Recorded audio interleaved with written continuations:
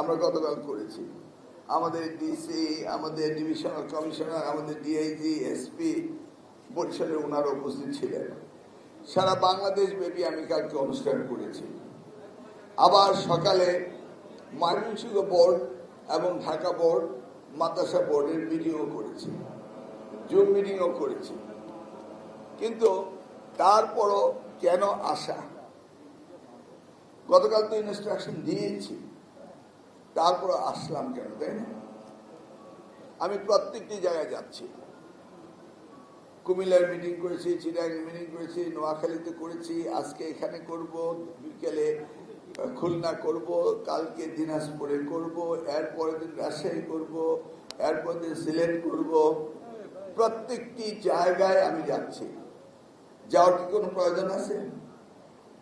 আমি মনে করি না, প্রয়োজন নেই, কিন্তু তবুও যাচ্ছি।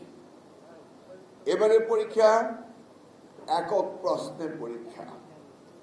9টি বোর্ড এক প্রশ্নের পরীক্ষা দিবে, তাই না? এটা কি হওয়া উচিত ছিল? আমি এই মতামতটা জানতে চাচ্ছি। আমি সিদ্ধান্ত নিয়েছিলাম আপনার জিজ্ঞেস না করে। এটা কি হওয়া উচিত ছিল? ছিল। আচ্ছা, এই যে মতামত দিচ্ছি, তার মানে আমি কিছু আপনাদের জানতে চাই। মাদ্রাসা বোর্ডে ইংরেজি, বাংলা, অঙ্ক কমন সাবজেক্টগুলো রয়েছে না?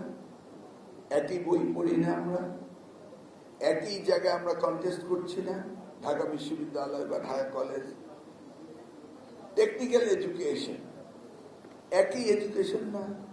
এসএসসি ভোকেশনাল, এইচএসসি ভোকেশনাল, তারা এইচএসসি পাস করার কি বুয়েটে ভর্তি হতে পারে না? কি পারে? তারা ঢাকার ভিতরে ভর্তি হতে পারে না? পারে। তাহলে তারা কি আলাদা? তারাও আলাদা না। দেখুন, আমি রিয়েলাইজ করলাম, একজন ছাত্র পরীক্ষা দিল যশোর বোর্ডে, একজন দিল কুমিল্লা বোর্ডে। ও, তুই ভালো জিপিএস পেয়েছিস, কারণ তোর প্রশ্নপত্র ইজি হয়। এটা একটা কথা হলো, একটা কথার কথা। এই যে বিতর্ক, এটা কি পৃথিবীর কোথাও আছে? আমরা ও লেভেল, এ লেভেল পরীক্ষা দেয় ইংরেজি মিডিয়ামে, সারা বিশ্বময় এক প্রশ্ন পরীক্ষা হয় না? তাহলে আমাদের এখানে ভিন্নতর হবে কেন? এই ডিপ্রাইভটা, এই মানসিকভাবে আমরা কেন আমাদের এই কোমলমতি শিক্ষার্থীদের মধ্যে এটা আমরা তৈরি করব? এটা কি হতে পারে? হয় না। সেই জন্য এই সিদ্ধান্তটা নিয়েছি এবং আপনারা ওয়েলকাম জানিয়েছেন। এখন আমি জিজ্ঞেস করেছিলাম যে 9টি বোর্ডে 9টি প্রশ্ন কেন? তো বোর্ডের চেয়ারম্যান বলেছিলেন, স্যার, অন্তত 9টি বোর্ডের প্রশ্ন তো একসাথে আউট হবে না, হলে 2-1টা বোর্ডের হতে পারে, অন্য বোর্ডের নাও হতে পারে, এই জন্য আমরা আলাদা আলাদা করছি। মানে হোয়াট অ্যান্সার? কোশ্চেন আউট হবে। ওয়াই? কেন কোশ্চেন আউট হবে? এই জন্য আমাকে 9টি বোর্ড করতে হবে? এই জন্য আরো বোর্ড বলে আরো বোর্ড করতে হবে? এটা কি হয়? বলুন। কোশ্চেন আউট হতে দেওয়া যাবে না। বলে আপনি কিভাবে পারবেন? হ্যাঁ, 2টা ওয়ে পারা যায়। একটি হচ্ছে আমি নিজে বিজি প্রেসে গিয়েছি, দেখেছি, সুপারভিশন করেছি, তারপরে তো ইচ্ছে করলে লিক হতেই পারে, প্রশ্ন হতে পারে না? হলে পরে কঠিন পানিশমেন্টের ব্যবস্থা করা হবে, কোনো ছাড় দেওয়া হবে না। এমন পানিশমেন্ট হবে যে সারা জীবন বাংলাদেশ মনে থাকবে যে এই প্রশ্নপত্র বের করে। আমরা কি শিক্ষায়, আচ্ছা, এই জায়গাটাতে কি কোন রকম চালাকি চলে? বলুন।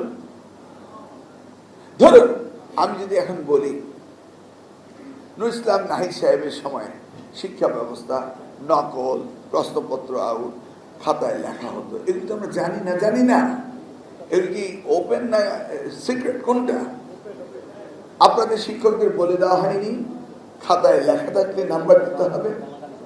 ধরুন একজন, আপনি এখানে কথা বললে আমি বক্তৃতা দেবো না ভাই, আপনার সাংবাদিক, আপনার কথাই তো রেকর্ডিং হবে, আমারটা হবে কি নাকি?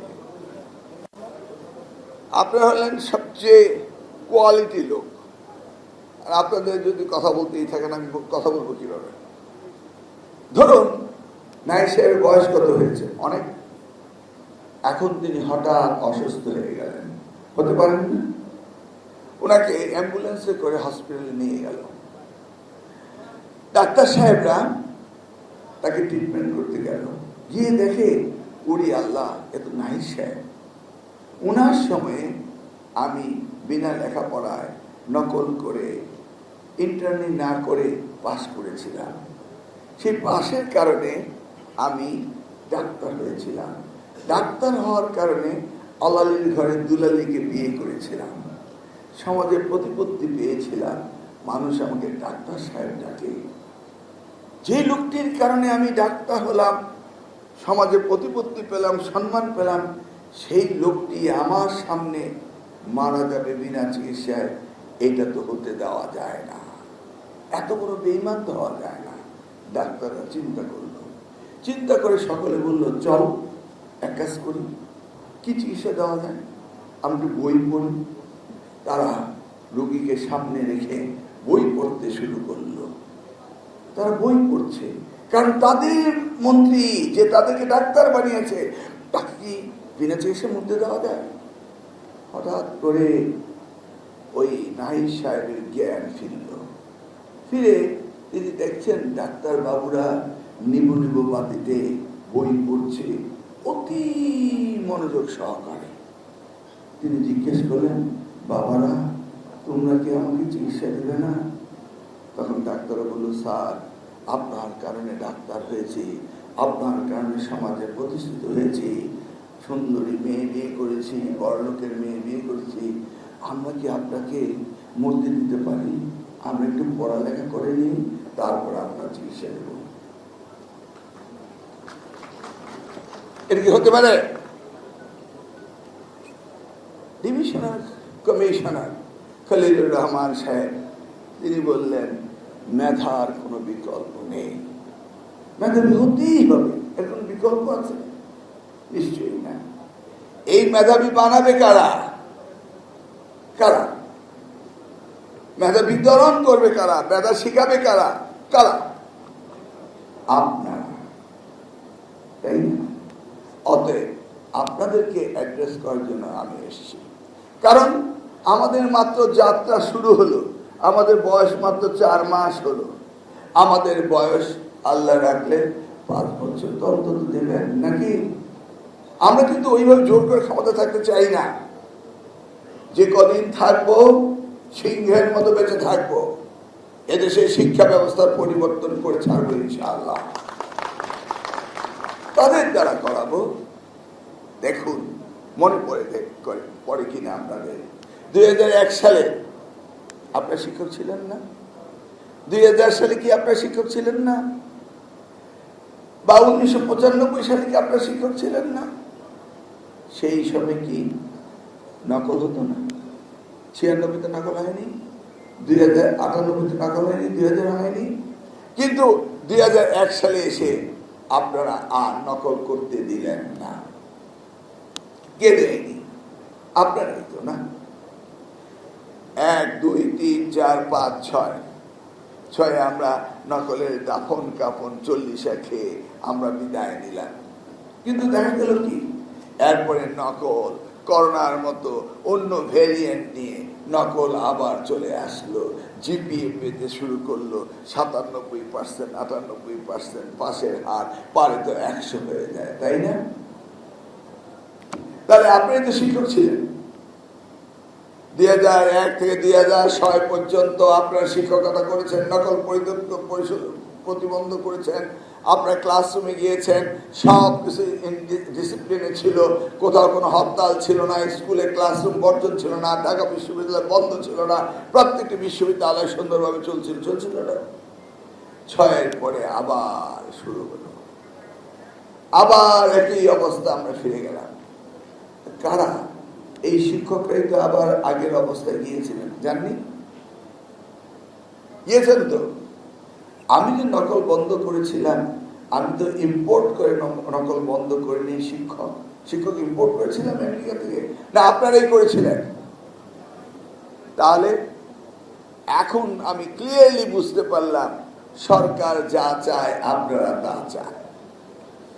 অস্বীকার করতে পারবেন? হ্যাঁ, আপনারা কর্তার ইচ্ছায় কর্ম। Boss is always right. Boss চায় সকলকে পাস করিয়ে দিতে, আপনারা পাস করিয়ে দিয়েছেন। এখন কর্তা বাবু কি চায়? যে লেখাপড়াকে ফিরিয়ে আনতে হবে। আমাদের নেতা, আমাদের প্রধানমন্ত্রী তারেক রহমান, তিনি দেখেছেন তো শিক্ষাকে সবচেয়ে বেশি গুরুত্ব দিয়েছেন। হাইয়েস্ট বাজেট আপনারা পেয়েছেন নাকি? কিন্তু শিক্ষকরা তো এখনো সেটা স্বাদ পাননি। পেয়েছেন? পাননি, পাবেন। কারণ শিক্ষক ছাড়া তো শিক্ষা চলবে না। কি চলবে? বলবেন এখন যে পে স্কেল শুরু হয়েছে, আমরা তো সবসময় দেরিতে পে স্কেল পাই। এটা একটা ধারাবাহিকতা। কারণ সরকারি কর্মচারীরা আগে পায়, তারপরে আগে পরে পায়, কিন্তু পেতে তো হবে। এখানে মাদ্রাসা শিক্ষক কয়জন আছে? কয়জনে বেতন পেয়েছেন মে মাসে? একজনও না। ওই যে একজন পেয়েছে, একজনও পাননি মে মাস, জানি আমি। কিন্তু আমি তো 100 কোটি টাকা আমার নিজস্ব থোক বরাদ্দ দিয়েছিলাম যে 501 কোটি টাকা লাগে, 100 কোটি টাকা দিয়ে তো 4 ভাগের 1 ভাগ হলো আপনারা পেতে পারেন। শুধু জনতা ব্যাংকে দিয়েছিলাম 100 কোটি টাকা। এটা বোধ হয় যাদের কাঁধে কাঁধে জনতা ব্যাংকে, তারা হয়তো কিছুটা পাবে। কেন পাননি এই প্রশ্ন আপনাদের মনে আসে না? দেখুন, আমি একজন সরকারি কর্মকর্তার ছেলে ছিলাম। আমার স্পষ্ট খেয়াল আছে, 1 মাসের বেতন যদি বাকি পড়ে আমাদের সংসার চলার মতো অবস্থা আব্বার ছিল না। বেতন সময় মতো পেতেই হবে, বেতন পেলেই সবকিছু ঠিক মতো চলে। কিন্তু আমি তো বুঝি আপনাদের দরকার, কিন্তু হলো না, পারলামই না। শত চেষ্টা করেও পারলাম না। ভেবেছিলাম আমার কাছে কিছু থোক বরাদ্দ ছিল, আমাদের 10% আপনার উৎসবাদে দিয়ে দেবো ওইখান থেকে, সেটাও পারিনি। চেষ্টা করেছিলাম, নথি দিয়ে তার চেষ্টা করেছিলাম, আমার কাছে কিছু টাকা ছিল, পারিনি। আসলে সরকারের একটা গতি আছে চলা, এই সিস্টেমের বাইরে হঠাৎ করে যাওয়া যায় না। গেলে আবার সবকিছু উল্টো পাল্টা হয়ে যায়। এই যে বেতন পাননি, তার একমাত্র কারণ হলো বিগত সরকার, ইন্টিম সরকার নিয়ারলি 17,000 এনটিআরসি থেকে সেপ্টেম্বর থেকে মাদ্রাসায় শিক্ষক নিয়োগ দিয়েছিল, যেখানে নিয়োগের প্রয়োজন ছিল। গুড জব নাকি? তারা তো অতিরিক্ত দেয়নি, যা দরকার তাই তো দিয়েছিল। ফেব্রুয়ারি মাসে আমরা মন্ত্রী হওয়ার আগে ইটসেলফ 1 মাসে 4,000 শিক্ষক দিয়েছিল। কিন্তু তারা অঙ্কে কাঁচা ছিল। They must allocate the budget first. বাজেটটা অ্যালোকেশন করেনি। তো না, মে মাসে এসে আমাদের হাতে টাকা নেই, আমরা দিতে পারিনি। অপরদিকে আপনার ইএফটি আপনাদের জন্য একটা প্রজেক্ট করেছিল, ইলেকট্রনিক ফান্ড ট্রান্সফার। এটা তারা 2017 সালে 10 কোটি টাকার প্রজেক্ট 80 কোটি টাকা এসে দাঁড়িয়েছে। এই প্রজেক্টে শুধু এক্সটেনশনই করে, এই প্রজেক্টটাকে তারা কাজ শেষ করে না। আমিও বুঝি না, আপনাদের টাকা ইলেকট্রনিকে ট্রান্সফার হবে, ভাই 1 বছর যদি দিলাম এটা করে দাও, না হলে প্রজেক্ট বন্ধ করে ফেলো, আমরা ম্যানুয়ালি করব। এই ম্যানুয়ালি চলতেছে, এখন পর্যন্ত ইএফটি শেষ হয়নি। এবার আমি বললাম যে ঠিক আছে, 1 বছর সময় নিতেই হবে। এবার আমি ধরলাম, এবার নিশ্চিত থাকতে পারেন যে আগামী 27শে জুলাইয়ের ভিতরে আপনাদের ইএফটি হতেই হবে, তাহলে আপনারা পেয়ে যাবেন। কিন্তু 10 কোটি টাকার প্রজেক্ট গিয়ে এতদিনে 80 কোটি টাকায় দাঁড়ালো, বুঝতে পেরেছেন তো? ওয়ান্ডারফুল। এইভাবেই ওই যে পদ্মা সেতু শুরু হয় 40,000 টাকা, শেষ হয় 80,000 কোটি টাকা। এইভাবে সবকিছুই শুরু হয়, শেষ হয় না, চলতেই থাকে। আমি দুঃখিত যে আপনাদের এই বেতনের টাকা শুধু 100 কোটি টাকা আমার কাছে ছিল, এইটা আমি ছাড় করে দিয়েছি গত সপ্তাহে। এই 100 কোটি টাকায় যে কয়জনে পান আউট অফ 500 crore টাকা, বুঝতে পারছেন তো? এই কয়জনে পাবেন, বাকি সকলে একটু কষ্ট করতে হবে। জুলাই মাসে মে জুন 2টারই বেতন আপনারা পেয়ে যাবেন। এরপর থেকে আর এটা হবে না। আমরা নতুন শিক্ষক নিয়োগ দেব এবং নতুন শিক্ষকদের জন্য আমার বাজেট অ্যালোকেশন করা আছে এবং সেইখান থেকে আমরা দেব। এইভাবে আগামীতে আর হবে না। এটা গেল মাদ্রাসার প্রবলেম। এবার আসুন আমরা মূল কাজে যাই, শিক্ষা। আমাদের ডিভিশনাল কমিশনার সাহেব বললেন যে আপনারা কেউ পরীক্ষা কেন্দ্রে কাউকে নিয়ে যাবেন না।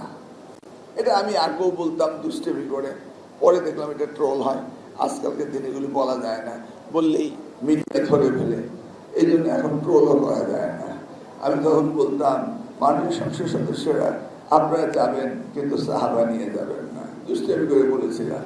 তখনই প্রতি হেডলাইন। আর এবার তো বুঝে নেই, এবার কথা বলতে খুব সাবধানে বলতে হয়, কারণ যেভাবে বসে থাকে সবাই, দুষ্টেমিও করা যায় না। এনিওয়ে, আমরা 1980 সালে পাবলিক পরীক্ষা অ্যাক্ট পরিবর্তন করেছি। এটা আমাদের খুব জরুরি ছিল। এবার কিন্তু পানিশমেন্টের ব্যবস্থা হয়েছে সকলকে। ওই বাইরে থেকে যারা মস্তানি করবে, সংঘবদ্ধভাবে আপনাদেরকে ডিস্টার্ব করবে এবং আপনাদের গ্যাং অ্যাটাক করবে, এদের জন্য কিন্তু পানিশমেন্ট আছে। আবার পুলিশ বাহিনী কিন্তু এবার বডি ক্যামেরা ব্যবহার করবে। বডি ক্যামেরা যেন পরীক্ষার হলে কোনো ডিস্টার্ব না হয়, নিরবচ্ছিন্ন পরীক্ষা যেন হয়।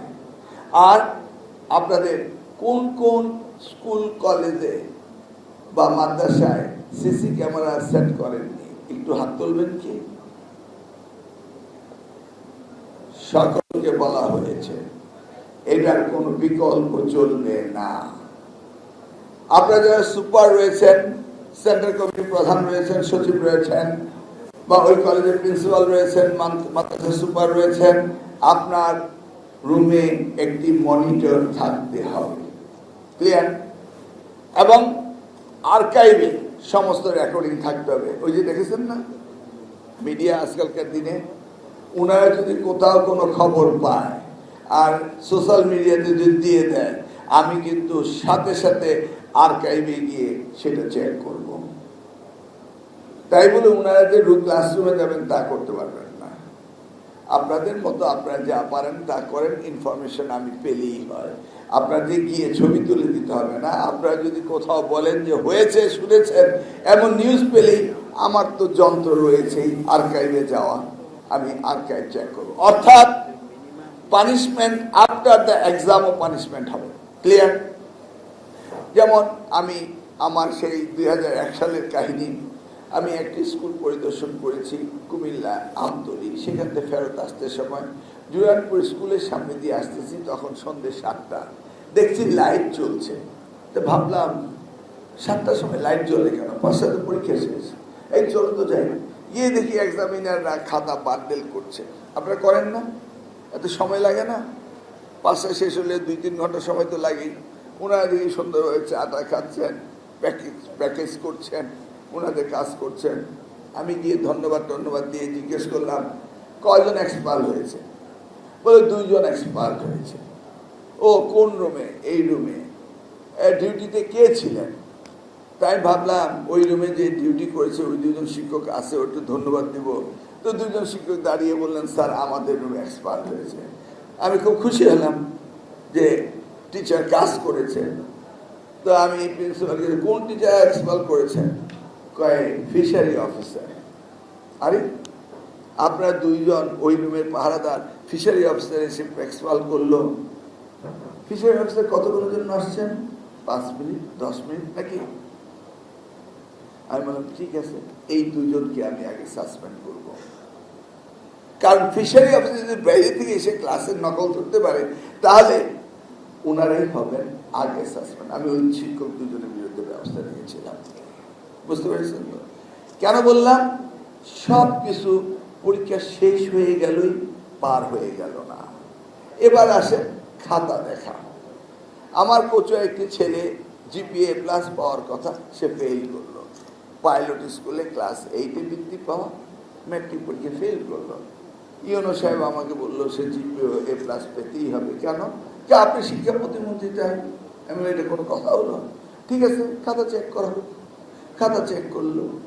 চেক কি করেন আপনারা জানেন তো? ট্যাবুলেশন শিট নাকি? শুধু যোগ করেন। কি জানেন না আপনারা? শুধু যোগ করেন না? হ্যাঁ, 8 5 13, 7 20, 10 30, 3 33, এটিতে যোগ করেন। একবার চেক যোগ করলো, রেজাল্ট আসলো ফেল। 2বার চেক করলো, ফেল। 3বার চেক করলো, ফেল। আরে এসে তো ফেল করতে পারে না, ফেল কেন করবে? এনিওয়ে, আমি এটাকে বললাম চেয়ারম্যান সাহেবকে যে আপনি খাতাটা বের করে নিয়ে আসেন বারকোড দিয়ে, আপনাদের যে কোড নাম্বার আছে সেটা দিয়ে, এবং আমি এটা খাতা দেখব। চেয়ারম্যান সাহেব উত্তরে বললেন, স্যার 1980 অ্যাক্ট অনুযায়ী আমরা খাতার ভিতরে চেক করতে পারি না। Am I right? আমরা পারি না। ও আচ্ছা, তাহলে এই ছেলে কি আত্মহত্যা করবে? আমি জানি ছেলেটি ভালো রেজাল্ট করবে এবং আইনের কারণে ছেলেটির রেজাল্ট ঠিক হবে না, এটা কি হতে পারে? এই জন্যই কি আমি আইনের জন্য মানুষ না মানুষের জন্য আইন? কোনটা? মানুষের জন্য আইন। তা আমি বললাম, আপনি ফাইলে নোট লেখেন over telephone, as per instruction, telephone conversation with the state minister, chief executive of the ministry, in charge of secondary and higher secondary education. এটা লেখে বললেন, in his order I'm executing and find out the papers and submitting to him. আমাকে আমার আদেশে, because I got the ministry power, I'm the minister. If I want to exercise my power, I have the power. You have to know it. তা আমি আমার executive পাওয়ার দিয়ে খাতা বের করে দেখলাম যে খাতা পাল্টিয়ে দেওয়া হয়েছে। আপনার কচুয়া পাইলট স্কুলে যেই মুহূর্তে আমাকে ইউনো বললো যে কচুয়া পাইলট স্কুলে ফার্স্ট বয় বৃত্তি পায়, সে ফেল করেছে, আমি সাথে সাথে ওসিকে অর্ডার করলাম ওকে তাদের ধরে নিয়ে আসেন, গারদে ঢোকান। ওসি তো বুঝতেই পারছেন, আরে আমি একটা ছাত্রকে ধরে গারদে ঢুকাবো? আমি বললাম, আমার জানা আছে আমাদের সময়ে যারা ভালো রেজাল্ট করতে পারেনি বিধে আত্মহত্যা করতো, মনে আছে? তাই ভেবেছি ছেলে আত্মহত্যা করবে, তাই ওরে গারদে ঢুকানোর ব্যবস্থা করেছিলাম। আমি তাকে নর্মাল করলাম, তারপরে তার বাবার কাছে ছাড়লাম, বললাম যে আমি আছি, তোমার রেজাল্ট ঠিক হবে। এখন আমি ইনভেস্টিগেশন শুরু করলাম। এটা আমার কচুয়া বলে, এটা যদি বরিশাল হতো আমি পারতাম না, এটা যদি রাজশাহী হতো আমি পারতাম না, কারণ আমি স্পেসিফিকলি জানি এই ছেলেটা জিপিএ প্লাস পাবি, এই কনফিডেন্ট থেকে। আপনি বললেন তো আপনাকে আমি শুনতাম না। হাউবার এখন তো বড় কঠিন পালা, খাতা বেরিয়ে আসলো, ওকে বললাম তুমি লেখো, সে লিখলো, আমি মিলিয়ে দেখলাম মিলে না, ওকে খাতাটাকে পাল্টার ওকে, বিরাট ব্যাপার। যাই হোক, সন্দেহ করে যেভাবে পারি ওই স্কুলে কে অস্বাভাবিক রেজাল্ট করেছে, হেডমাস্টার বলে, স্যার প্রি টেস্টের পরে তো অনেক সময় পাওয়া যায়, রেজাল্ট তো অনেকেই টেস্টে ফেল করে আবার জিপিএ প্লাস পায়, ওই শেষের 3 মাস দারুণ পড়ালেখা করে হেডমাস্টার বলতে পারতেছে না। তা আমি চেষ্টা করলাম কে কারে প্রাইভেট টিউটরিং করে, তারপরে ওই সাবজেক্টে কে কে খারাপ ছিল। এটা আমার ছোট্ট একটা এলাকা বলে আমি শেষ পর্যন্ত বের করলাম একজন শিক্ষক, তিনি প্রাইভেট পড়াতেন একজনকে, তার বাবা সৌদি আরব থাকতো, সে টাকার বিনিময়ে উপরে ওএমআর শিটটা রেখে ভিতরে খাতা পাল্টিয়ে দিয়েছে, বুঝলেন তো? ধরা পড়ল, সেই শিক্ষক জেলে গেল, কিন্তু কোনো আইন নেই। পরের দিন বেরিয়ে আসলো, কাঠগড়ায় দাঁড়িয়ে বলল, আমি অন্য ধর্মাবলম্বী শিক্ষক, আমি অন্য মতাবলম্বী, আমার ছেলের বিয়েতে ওনাকে দাওয়াত দেয়নি বলে উনি আমাকে এই ব্যবস্থা করেছেন, আদালত ছেড়ে দিল। এবার কিন্তু তা আর হবে না, because I learned it through my experience. এবার কিন্তু আইনের মধ্যে ঢুকিয়েছি। খাতা পরিবর্তন, বোর্ডের থেকে আমি স্যাম্পল খাতা নিয়ে যাব, দেখব কোন এক্সামিনারে ঠিক মতো খাতা দেখেছে, কোন এক্সামিনারে নাম্বার কম দিয়েছে, কোন এক্সামিনারে বেশি দিয়েছে, এগুলিও আমি চেক করব। এটাও আমি আইনে রেখেছি। বলে না, শিখলি কখন? ঠেকলি যখন। আমি ঠেকে ঠেকে শিখেছি, এবং আল্লাহর রহমতে মাননীয় প্রধানমন্ত্রী আবার আমাকে এই দায়িত্ব দিয়েছেন। অতএব বুঝতেই পারেন কোনো রকম কোনো কিছু করা সম্ভব হবে না। এই ছেলেটির নাম আতাউল্লাহ, এখন PG heart specialist doctor Ataullah, বিশাল ডাক্তার সে এখন। এই যে দেখেন তার দুর্ভাগ্য কি হয়েছিল, আল্লাহ তার সৌভাগ্য হয়েছে আমাদের কারণে। ধরুন এই ক্লাসে শিক্ষার্থীরা ঢুকছে, সেই সময় কিন্তু বডি চেক করতে হবে আপনাদের। যদি ভিতরে কোনো কাগজ পাওয়া যায়, এই জন্য কে দায়ী হতে পারে বলুন তো? কে? আপনারা বলুন, আমি মতামত নিতে আসছি। কে? এইটা মাইক্রোফোনটা দেওয়া হোক না, একজন বলুক না, একজন বলেন, ওপেনলি বলেন। আমরা ডেভেলপ করতে চাচ্ছি আমাদের শিক্ষা ব্যবস্থা। যিনি এই সেন্টারের দায়িত্বে তিনি হবেন, তাই না? ওকে, আনসার কারেক্টলি। ধরুন আমার বাড়িতে চাবি আমার পকেটে, আর পুলিশ গিয়ে চেক করে দেখলো তালা চাবি সব ঠিক আছে, ওইখানে আগ্নেয়াস্ত্র আছে, তো এর জন্য আমি দায়ী না, কারণ এটা আমার বাড়ি। অতএব যিনি এই সেন্টারের প্রধান তিনি কিন্তু দায়িত্ব হবে। অতএব মনে রাখতে হবে যে কেউ যেন কোনো রকম আপনাকে ভেজালে না ফেলতে পারে। শিক্ষার্থীরা তারা কিচ্ছু নিয়ে ঢুকতে পারবেন না, অন্য কোনো কাগজ নিয়ে ঢুকতে পারবেন না। এগুলি হচ্ছে আপনারা আগেও প্র্যাকটিস করেছেন, এখনো করছেন, কিন্তু এবার এটাকে আমি আইন আকারে পরিবর্তন এনেছি, ডিজিটাল আইন এনেছি, যারা বাইরে থেকে ক্রাইম করবে তাদের জন্য এনেছি, সকলের জন্য এনেছি। এটা এবারে অধিবেশনে পাস হয়ে যাবে, ক্যাবিনেটে পাস করে দিয়েছে। অতএব আমরা সুস্থ নকল নেব, নকলবিহীন পরীক্ষা নেব। নকল কি আসলে হয়? আমার মনে হয় না নকল হয়। আমি তো এসএসসি পরীক্ষায় দেখেছি নকল হয়নি, ক্লোজ সার্কিট ক্যামেরা দিয়েছিলাম, দিস ইজ দ্য ম্যাজিক, আর হয়নি। আমি মূলত নকলের বিরুদ্ধে কথা বলার জন্য আসিনি, মূলত এই পরীক্ষাকে সামনে নিয়ে আপনাদের সাথে আলোচনা করতে আসছি যে আমাদের শিক্ষা ব্যবস্থার দুর্বলতাকে কিভাবে সমাধান করা যায়। গতকাল দুপুরে আমাদের ডিভিশনাল কমিশনার সাহেব এখানকার টেক্সটাইল ইঞ্জিনিয়ারিং কলেজে দুপুর 12:30টায় ঢুকেছেন, যে শিক্ষকও পান নেই, ছাত্রও পান নেই। বুঝতে পেরেছেন তো? ছাত্রদের ইন্টারেস্ট নেই, শিক্ষকদের ইন্টারেস্ট নেই। আর মাননীয় প্রধানমন্ত্রী টেকনিক্যাল এডুকেশনের জন্য এবার 18,000 কোটি টাকা বাজেট দিয়েছেন, শুধু একটি ডিভিশন, ক্লিয়ার? মাদ্রাসা এবং টেকনিক্যালে 18,000 কোটি টাকা দিয়েছেন, কারণ উনি চান টেকনিক্যাল এডুকেশনকে প্রমোট করার জন্য। আমি তাৎক্ষণিকভাবে ঢাকায় যোগাযোগ করলাম, উত্তর পেলাম যে এটা বস্ত্র ও কি বস্ত্র পাট, ওই যে ডিভিশন বস্ত্র পাট মন্ত্রণালয়ের অধীনস্থ। আমি আমার সচিবকে কল করলাম, কল করে বললাম ইউনিট লেখেন, আমি আসতেছি। এটাকে আমি Barishal university under school of textile engineering আমি বরিশাল ইউনিভার্সিটি আন্ডার দিয়ে দেবো। কেমন হয়? ভালো হয় না কি? শান্ত ভাই, আমার শান্ত ভাই, খুব প্রিয় ভাই, কিন্তু আমি প্রতিমন্ত্রী। তো আমি একদিন ওনাকে নিয়ে, ওনাকে ছাড়াই আমি কোথায় যেন গিয়েছিলাম হেলিকপ্টারে, তখন তো উনি আমাকে বলে দিলেন, বাইরে আমার কলেজের সামনে আসার সময় একটু নাইব। তো যে পাইলট ছিলেন মাহমুদ সাহেব, উনি আবার শান্ত ভাইকে চিনতেন।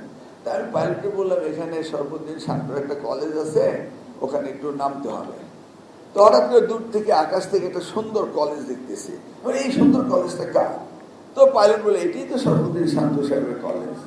তা আমি ধপ করে নেমে গেলাম, নেমে ছাত্রছাত্রীদেরকে খুব শাসন করে আসলাম।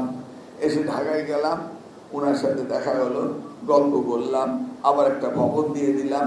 উনি বললেন, আপনার ভবন দিতে হবে না, আমি আমারটা করতে পারবো। তবু নেন, আমি যেহেতু গেলাম। তারপর উনি মিটিং আসলেন কলেজে, এই আমার কথা তো শুনোস না, তখন মন্ত্রী তোদেরকে আর বললাম না ডট ডট এইটা দেয়, তখন তোরা কথা শোনাস। হি ইজ দ্যাট ম্যান, কারণ উনি শিক্ষায় কন্ট্রিবিউট করেছেন। আচ্ছা, এত সুন্দর কলেজটা যদি রেজাল্ট ভালো না হয়, উনার কি সার্থকতা রইল? উনি একটা সুন্দর মসজিদ করেছেন, মসজিদে ওনার সার্থকতা আছে, উনি চান ওনার শেষ নিঃশ্বাস ত্যাগ হলে এই মসজিদে যেন থাকে সেই কবি নজরুলের মতো উনি যে সেই কবরে বসে আজানের ধ্বনি শুনতে চান, সেই জন্য তিনি এটা করেছেন। তিনি আমার বাসায় একদিন গিয়ে দিয়ে একটা স্টিকার লাগিয়ে দিয়েছেন আমার দরজায়। তো আমি বললাম, ভাই আমি ভাড়া বাড়িতে থাকি, আপনি স্টিকারটা লাগালেন, বাড়িওয়ালা তো বলবেন যে দরজাটা নষ্ট করে ফেললেন।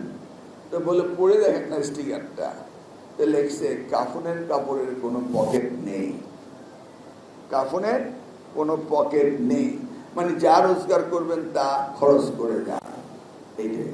হাওবার আমরা সকলেই শিক্ষাকে গুরুত্ব দিই, তাই না?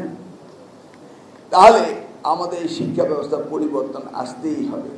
এখন আসি আমার প্রাথমিক স্কুলে জেলা পর্যায়ের অফিসাররা কে কে আছেন একটু দাঁড়ান।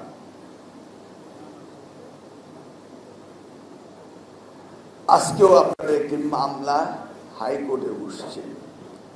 আপনাদের স্কুলগুলোতে প্রধান শিক্ষক কি পরিমাণ আছে? এটা মাইক্রোফোনটা ওখানে দেওয়া হবে। কি পরিমাণ প্রধান শিক্ষক আছে আপনাদের স্কুলগুলোতে? 50% না আরো কম? আরো কম। শুনলেন তো, শুনলেন তো, মানে 50%-এর কম প্রধান শিক্ষক। আপনার কয়টা স্কুলে 100% শিক্ষক আছে? নাই। কতজন থাকার কথা? না, একটি স্কুলে কয়জন শিক্ষক থাকার কথা? একটি স্কুলে 5 জন শিক্ষক নাই। মিনিমাম কয়জন আছে একটা স্কুলে? 2 জন আছে। শুনেন কিন্তু, প্লিজ লিসেন টু দ্যাট। 2 জন আছে। 2 জনের মধ্যে 2 জন মহিলা হইলে একজন আবার ম্যাটারনিটি লিভে আছে, নাকি? কি রিয়াল পিকচার চান ভাই? রিয়াল পিকচার পেয়েছেন? সাংবাদিক ভাইরা রিয়াল পিকচার পেয়েছেন? পেয়েছেন? তা আমি তো মন্ত্রী ছিলাম 4 মাস। এদিকে আমি মন্ত্রী হওয়ার হয়েছে না তার আগে থেকে ছিল? 2017 সাল থেকে 32,500 হেডমাস্টার নিয়োগ দিতে পারেনি মামলার জটের কারণে। 17, 18, 19, 20, 21, 22, 23, 24 বিপ্লব হয়ে গেল 24-এ জুলাই 36। কিন্তু প্রাথমিক স্তরে শিক্ষক নেই, সেই মামলার সমাধান তারা করার চেষ্টাও করেনি। 65,500 স্কুল, তার মধ্যে 32,500 হেডমাস্টার তখনই নেই 2017 সালে। আর এতদিনে আরো নেই। এই জন্য বলছে 50 না আরো, কারণ 32,500 50%। এখন এই গত 17-এর পরে 26 পর্যন্ত আরো রিটায়ারমেন্টে গিয়েছে। ধরুন আপনার ছোট বোনের হাজব্যান্ড একটি প্রাইমারি স্কুলের অ্যাসিস্ট্যান্ট টিচার, সে রিটায়ারমেন্টে যাবে, তার শখ আছে না হেডমাস্টার হয়ে যাবে। কতগুলি শিক্ষক রিটায়ারমেন্টে চলে গেল, হেডমাস্টার হতে পারলো না। এখন আমি যদি ঢাকা থেকে এই আমার ডিপিওদেরকে পানিশমেন্ট দেই, কোন লাভ আছে? শিক্ষক নেই। ক্লিয়ার? আমি যেদিন মন্ত্রী হলাম সেদিন থেকে হইচই শুরু করেছি। কে কার কথা শুনে আদালতে জন হাজার হাজার মামলা, মোর দেন 30,000 মামলা আমাদের শিক্ষা মন্ত্রণালয়ের বিরুদ্ধে। প্রতিদিন মামলা, কোন শিক্ষক কিছু হলেই মামলা। আরে ভাই এটা কি, এটাকে কি বলে? 211 না? যদি আপনি মিথ্যা মামলা করেন, এই মামলায় যদি আমি জিতে যাই, আপনি হেরে যান, আমি আপনার বিরুদ্ধে মামলা করতে পারি, নাকি? এই ধারাটা কি 211 বলে? এবার 211 ধারায় মামলা করতে হবে। যারা এই মিথ্যা মামলা করে এই শিক্ষা ব্যবস্থাকে অচল করে দিচ্ছে, তাদেরকে কিছু ছাড় দেওয়া যায়? চিন্তা করতে পারেন। আমি এত চেষ্টা করার পরও কোনো কিছু করতে পারছি না। সংসদ অধিবেশন শুরু হলো, আমি মাননীয় সংসদ সদস্যদের কানে কানে বলি, চলুন এই বিষয়টি উঠান। এই সাবজুডিস ম্যাটার, আদালতের বিরুদ্ধে কথা বলা যাবে না। কেউ কথা বলতে চায় না। তা আমি ওদেরকে জনাব ফারুককে বললাম, ভাই পয়েন্ট অফ অর্ডার দাঁড়িয়ে বলেন, উনি আমাকে এসে ধমক দিচ্ছে, এই আমার স্কুলে একটা তো শিক্ষক নেই, প্রধান শিক্ষক, কি মন্ত্রিত্ব চালাচ্ছ? আমি এই কথাটা পয়েন্ট অফ অর্ডার দাঁড়িয়ে বলতে পারেন না? এত বড় সাহস, আমাকে আঙুল তুলে কথা বলেন। ওনার সাথে একটু দুষ্টামি করে বললাম, উনি বলেন ঠিকই বলবো। ও মা, উনি দাঁড়িয়ে পয়েন্ট অফ অর্ডারে বলে বসলেন। এই তো আমারও সুযোগ হলো 300 বিধিতে উত্তর দেওয়া। আমি এবার 300 বিধিতে সাজিয়ে গুছিয়ে উত্তরটা দিলাম। দেখুন, এই এডুকেশন, এটা তো সকলেরই এসেন্সিয়াল কমোডিটি। কে না শিক্ষা ইনভেস্টমেন্ট করে, কে না শিক্ষাকে গুরুত্ব দেয়? এমন কেউ আছে বিচারপতিরা কি তাদের ছেলে মেয়ে নাই, ওনাদের আত্মীয় স্বজন নাই, গ্রাম গণান্তরে ওনাদের বাসা নাই, ওনারা বিচারপতি? আমারই তো একজন, এই যে আমার পিএস, জয়েন্ট ডিস্ট্রিক্ট জাজ, আমি পিএস নিয়েছি জয়েন্ট ডিস্ট্রিক্ট জাজ, বুঝলেন খলিল সাহেব? সবাই নেয় বিসিএস থেকে, এটা স্বাভাবিক। কিন্তু আমি কেন নিলাম? কারণ যাহা করি যাহা বলি তাহাই মামলা হয়। এই জন্য আমি বললাম যে ভাই আমার পিএস আর একজন জয়েন্ট ডিস্ট্রিক্ট জাজ দেব। বুঝতে পেরেছেন তো? তা নাহলে কেউ কি পিএস জয়েন্ট ডিস্ট্রিক্ট জাজ দেয়? আমার পিএস কোথায়? ওই যে জয়েন্ট ডিস্ট্রিক্ট জাজ, ওনাকে পিএস দিয়েছি। এবার বুঝছেন মামলার কি ভয় পাই আমি? 37টি মামলাকে 3.5 বছর জেলে ছিলাম, একটি মামলা দুর্নীতি নেই। কিন্তু কি ধরনের মামলা দিয়েছে পাবলিকলি বলা যায় না, নাকি? কি কষ্ট না দিয়েছে আমাকে, কিন্তু দুর্নীতির মামলা দিতে পারেনি। তা এখন কি হলো? আমি দাঁড়িয়ে বলার পর পরের দিনই আমার অ্যাটর্নি জেনারেল কাজল সাহেব কথা কল করলেন। আজকে সকালেও আপনাকে নাস্তা করার সময় অ্যাটর্নি জেনারেল কল করলো। এখন আদালতের দৃষ্টি পড়েছে, হ্যাঁ এটা তো হতে পারে না। সাথে সাথে ওই 32,500 শিক্ষকের মামলার দিন ধার্য করে দিল জুলাই মাসের 2 তারিখে। আজকে আরেকটা হচ্ছে, আজকে আরেকটা হাইকোর্ট নিজ গুণে উঠিয়েছে 6,500 শিক্ষকের আরেকটি মামলা। বুঝতে পেরেছেন তো? তো বিগত সরকার যদি চাইতো এটা হতো না। আমি চেয়েছি এবং তারা এটাকে বিশ্বাস করে যে শিক্ষায় মামলা থাকতে পারে, শুরু হয়ে গেছে। তাহলে আমরা শিক্ষক 32,500, আরো 17,000 রিটায়ারমেন্ট হয়ে গেল, 50,000 আরো নতুন পোস্ট ভ্যাকেন্ট হয়ে গেছে। গিয়ে দেখুন আমার 60,000, এখন হিসাব করলে দেখবো 2 তারিখের পরে হিসাব করব, করে আমরা শিক্ষক নেব। 60,000-এর উপর শিক্ষক আমাদের লাগবে। শিক্ষক নেই, আমি এই ডিপিওদেরকে ধমক দিয়ে, টিওদের ধমক দিয়ে কোনো লাভ আছে? এখন সেদিকে মাননীয় প্রধানমন্ত্রী আমাকে ডাকলেন, ডেকে বললেন প্রাইমারি স্কুলের শিক্ষকের বেতন কত? আমি বললাম যত সামান্য। ঢাকায় কেন ট্রান্সফারের জন্য আসবে? আমি বললাম যে আপনি বলেছেন, আমিও চিন্তা করেছি, আমরাও এই ব্যাপারে সুরাহা করছি। কি সুরাহা করা যায়? আমরা তখন উপজেলা লেভেলে দিয়ে দিলাম। আমরা উপজেলা লেভেলে এখন আপনাদের প্রাইমারি স্কুলের বদলি আমরা দিয়ে দিয়েছি। ইউনো সাহেব, ডিসি সাহেব, ডিভিশনাল কমিশনার সাহেব, ওনারা ডিপিও, টিও আপনারা কমিটি থাকবেন, ডিও আপনারা কমিটি থাকবেন, সেইভাবে আমরা করব। ধন্যবাদ। আমরা শিক্ষক দিচ্ছি, আপনারা কঠিনভাবে নজরদারি করবেন কিন্তু। আর আপনাদের উপর নজরদারি করবে যে পলিটিশিয়ানরা বসে আছে, কিন্তু প্রত্যেকটি এমপি শিক্ষার জন্য এই জেলা যে দায়িত্ব রয়েছেন, জেলা পরিষদ রয়েছে, মেয়রের দায়িত্ব রয়েছে, আমাদের সংসদ সদস্য রয়েছেন, এবং এই ডিভিশনাল কমিশনার, পুলিশ হতে শুরু করে সকলেই শিক্ষাকে গুরুত্ব দেয়। আমরা যখন মিটিং করি, যেমন গতকালকে মিটিং করলাম, ফার্স্ট দায়িত্ব আমরা দিয়েছি ডিসি এবং পুলিশকে আমরা দায়িত্ব দিয়েছি এই পরীক্ষা যেন সঠিকভাবে হয়। ক্যামেরা ক্লাসরুমে থাকবে এবং এবার পুলিশ বডি ক্যামেরা নিয়ে ঘুরবে এবং আপনার শান্তিপূর্ণভাবে পরীক্ষা হবে। আমরা পরীক্ষার রেজাল্ট ভালো দেখতে চাই। ঠিক আছে, আপনারা বসুন। এবার দেখুন, আমরা 2027 সালে এসএসসি পরীক্ষা দিয়েছি জানুয়ারি মাসের 7 তারিখ থেকে। আমরা কিন্তু সকলের সাথে আলাপ করে দিয়েছি, আমরা আলাপ ছাড়া দেইনি। জুন মাসে আপনাদের কোর্স শেষ হয়েছে, আপনারা 27 জানুয়ারি পরীক্ষা দিবেন, 2 মাসের মধ্যে রেজাল্ট হবে। যে পরীক্ষা হয়ে গিয়েছে এই পরীক্ষার রেজাল্টও কিন্তু 2 মাসের মধ্যে হবে, অর্থাৎ জুলাই 20 তারিখে রেজাল্ট হবে। জুলাই 20 তারিখে রেজাল্ট হওয়ার সাথে সাথেই আমরা ভর্তির ব্যবস্থা করব। আবার জুলাই 2 তারিখে এটা ইন্টারমিডিয়েট পরীক্ষা শেষ হওয়ার পরেই আমরা উইদিন 2 মান্থস রেজাল্ট দিয়ে তাদের ভর্তির ব্যবস্থা করব। অর্থাৎ কি জানেন, আমাদের দেশে ক্লাস 6-এ 6 বছর বয়সে ক্লাস 1-এ ভর্তি হয়। তো 10 পর্যন্ত পড়তে, এসএসসি পাস করতে কত বছর দরকার? 16 বছর, নাকি? 10 আর 4 16। ইন্টারমিডিয়েট 12 বছর। যদি 6 বছরে লেখাপড়া শুরু করে কত বছর শেষ হতে হয়? 18।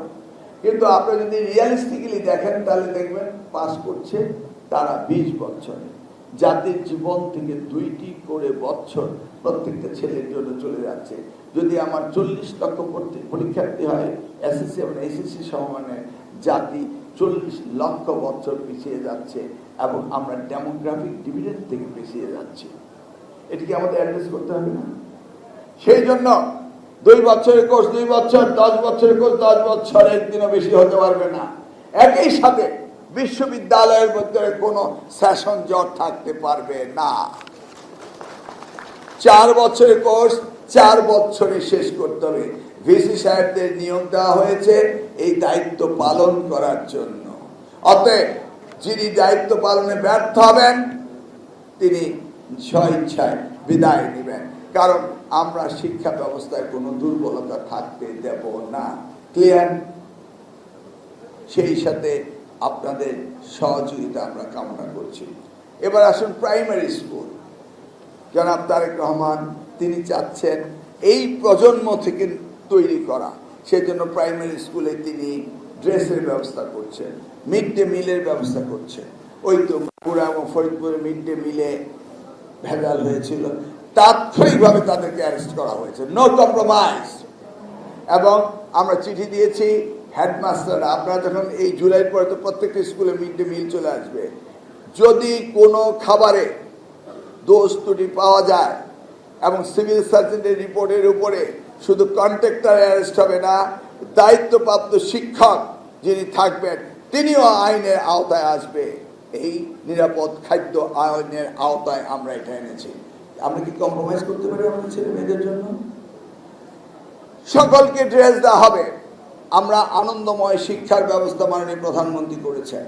ক্লাস 4-এ স্পোর্টস, কালচার, রিলিজিয়াস এডুকেশন এবং ফ্যামিলি ভ্যালুজ, রিলিজিয়াস ভ্যালুদের ব্যবস্থা করা হয়েছে। ক্লাস 6 থেকে টিবেটকে technical and vocational education and ট্রেনিংকে গুরুত্ব দেওয়া হয়েছে, সেখান থেকে শুরু হবে। অর্থাৎ আমরা নতুনভাবে নতুন প্রজন্ম তৈরি করব। কাদের দ্বারা? কাদের দ্বারা? আপনাদের দ্বারা, তাই না? সেই জন্য আমরা আপনাদেরকে টিচার্স ট্রেনিং এর ব্যবস্থা করছি। প্রত্যেকটি টিচার একটি করে ট্যাবলেট পাবেন। এখন আপনি বলতে পারেন এই বয়সে আমি এসে এখন কম্পিউটার শিখবো, এটা কি হয়? অনেকের এই ধরনের ধারণা জন্ম নিচ্ছে, আমি জানি, কিন্তু এটা খুব ইজি। আপনাদের ট্রেনিং দেওয়া হবে, তোতা পাখির মতো বলে দেওয়া হবে, শিখবেন এবং সেটা স্মার্ট ক্লাসরুমে আনন্দময় শিক্ষা দেবেন। কারণ আমরা আর ওই গতানুগতিক শিক্ষা ব্যবস্থায় থাকতে পারি না, পারি? অতএব আপনাদেরকে ট্রেনিং এর ব্যবস্থা করা হবে। যারা শিক্ষক নিয়োগ হবেন, আমার এনটিআরসিতে ৭৭,০০০ শিক্ষক এই বছর নিয়োগ করতে হবে, তাদেরকে আমরা ট্রেনিং দিয়ে পাঠাবো। ইতিমধ্যে আমরা ১৫,০০০ স্কুলের এবং কলেজের প্রধানের রিটেন নিয়েছি, আমরা ভাইবা নেব। সেটাও আদালতের কারণে একটু দেরি হচ্ছে, আমরা সেখান থেকে গুছিয়ে আসলে আমরা সেটাও করব। অর্থাৎ শিক্ষা ব্যবস্থাকে আমরা সুন্দরভাবে আপনারা যেন কাজ করতে পারেন সেই জায়গায় যাচ্ছি, কিন্তু আপনাদের দায়িত্ব আপনাদের পালন করতে হবে। আপনাদের এখানে কে কে আছেন নিজ প্রতিষ্ঠানে আপনার ছেলেকে বা মেয়েকে পড়ান? দেখি একটু হাত তোলেন তো। 1 2 3 4 5 5 এদিকে, ওদিকে 1 2 3 4 4 4 4 5 4 9, এদিকে একজন 10, ওদিকে 1 2 3 13। কি বুঝলেন? চান ভাই, কাগজি ভাই, শাহিন আস্তাদ ভাই কোথায়? নাই। সাংবাদিক ভাইরা, সাংবাদিক ভাইরা কি বুঝলেন? কিছু বলবেন না খালি সাংবাদিকতাই করবেন? বলে আমরা ফেসবুকে বলবো, আমাদের বলার অডিয়েন্স আছে, মিলিয়ন্স সব আছে নাকি?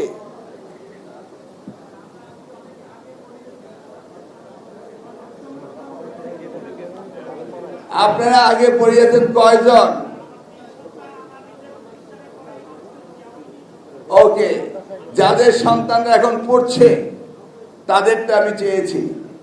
আপনি সিনিয়র সিটিজেন হয়ে গিয়েছেন, আপনারা আরো 10 জন না আরো 20 জন? এখানে 250-এর উপর আছে। কি চেয়ারম্যান সাহেব কোথায়? কতজন আছে এখানে? 250 আছেন আপনারা। মাদ্রাসা, কারিগরি এবং জেনারেল 250 আছে। 250-এর মধ্যে আপনাদের 20 জন দিয়ে দিলাম, ওনাদের 20 জন দিয়ে 40 জন দিয়ে দিলাম, আরো 10 জন 200 জন শিক্ষক রয়েছেন এখানে। আপনি আপনার ইনস্টিটিউশনে, আপনার প্রতিষ্ঠানে আপনার ছেলেকে পড়ানোর কনফিডেন্স আপনার নেই। আপনি মনে করেন যে অন্য প্রতিষ্ঠান ভালো, সেখানে আপনি পড়াবেন, আপনার সেই কনফিডেন্স নেই। Do you understand? আমরা বলি জেলা স্কুলগুলো ভালো। কি জন্য? আমাদের সময় কি, কোথায় থেকে আসছো? জেলা স্কুল থেকে আসছে, ঢাকা বিশ্ববিদ্যালয়। কেন? জেলা স্কুলগুলো ভালো। কি জন্য? ডিসি সাহেবরা সেই জেলা স্কুলগুলোকে নিয়ন্ত্রণ করেন। জানেন, আজকে আমাকে একজন বলেছে একটা ভর্তি রিকোয়েস্ট করতে। এই বরিশাল থেকে একটি ভর্তি আমার কাছে ঢাকায় 3 দিন ধরে ঘুরছে, কত না অনুরোধ করছে। আমি কখনো কোথাও একজনকে ভর্তি করার জন্য অনুরোধ করিনি এই শিক্ষামন্ত্রী হিসেবে। কেউ তার প্রমাণ দিতে পারবে না। কেন জানেন? কেন জানেন? মনে করেন একই অ্যাপার্টমেন্টে খলিল সাহেব থাকে, আমি থাকি। ওই অ্যাপার্টমেন্টে উনার মেয়ে আর আমার মেয়ে একত্রে খেলে। আমি মানে ধরেন মিস্টার এক্স থাকে, খেলাধুলা করে। একজনের নাম হলো ধরেন শিথিলা, আরেকজনের নাম মিথিলা। শিথিলা এসে বলছে, জানো জানো মিলন আঙ্কেল আমাকে ভর্তি করিয়ে দিয়েছে। মিথিলা গিয়ে তার মাকে বলে, মা আমার কি কোনো মিলন আঙ্কেল নেই? You realize it? নেপোটিজম ওই জায়গা থেকে শুরু হয়। এই জন্য কেউ বলতে পারবে না যে আমি কাউকে রিকোয়েস্ট করি ভর্তি করার জন্য। No way. আর আপনি যদি আপনার সন্তানকে আপনার স্কুলে, আপনার প্রতিষ্ঠানে না পড়ান, তাহলে কেমন হয়? এই যে সুন্দর টুপি পরা, আপনি একটু দাঁড়ান। আপনি কোন মাদ্রাসা? না ওই যে সুন্দর টুপি, আপনি সুন্দর টুপি পরেন নেই। ওই যে উনি সুন্দর টুপি পরছে, আপনারটাও সুন্দর। হ্যাঁ, বাকেরগঞ্জ কলেজের অধ্যাপক। বাকেরগঞ্জ কলেজ, ও আচ্ছা, সরকারি কলেজ বলে লাভ নেই। দেখি আপনার সামনে আরো জন সুন্দর টুপি দাঁড়িয়েছেন, এই যে সামনে। এই হ্যাঁ, আপনি কোথায়? হ্যাঁ,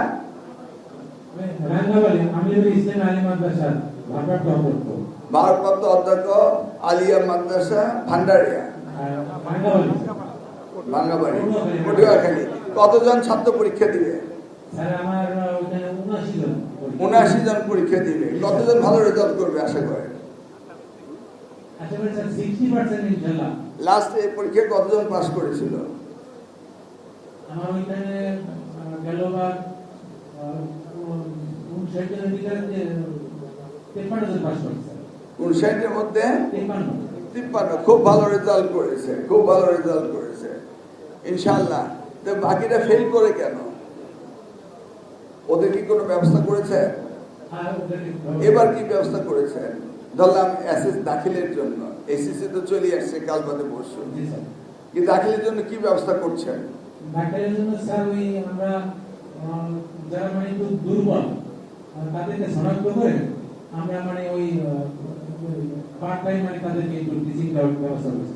আপনার সকালে কি ইন হাউস কোচিং এর ব্যবস্থা করেছেন? কে কে করেননি? সকলেই করেননি না? ইন হাউস কোচিং, বসেন। ইন হাউস কোচিং বুঝেছেন? এই যে জুন মাসের পরে সিলেবাস কাভার হয়ে গেল, তারপরে আপনারা সকলকে ডেকে যারা যারা দুর্বল তাদেরকে ইন হাউস মানে আপনার প্রতিষ্ঠানে তাদেরকে কোচিং করাবেন। এই কোচিং করানোর জন্য এক্সট্রা টাকা আপনারা তাদেরকে শিক্ষকদের দিবেন। বেশি দিতে হয় না, 5,000 টাকা এক্সট্রা দিলেই হয় নাকি? এর বেশি কেউ চায়? হ্যাঁ, চেয়েছেন এর বেশি? আমি আমার এলাকায় 5,000 টাকা এক্সট্রা দিয়ে দিই শিক্ষকদেরকে। প্রত্যেকটা এরকম যেখানে 100 জনের মতো রয়েছে 10 জন শিক্ষককে, তো 10 জন শিক্ষককে 6 মাসের জন্য 50,000 টাকা করে 3 লাখ টাকা নাকি? ম্যানেজমেন্ট কমিটি আছে না? ম্যানেজমেন্ট কমিটির সভাপতি কাদের বানিয়েছে বলেন, একজন দাঁড়িয়ে বলেন, মাইক্রোফোন আছে তো, একজন দাঁড়িয়ে বলেন কারে বানিয়েছে? এই মাইক্রো দেন না, এই বিএনসিসি মাইক কোথায়?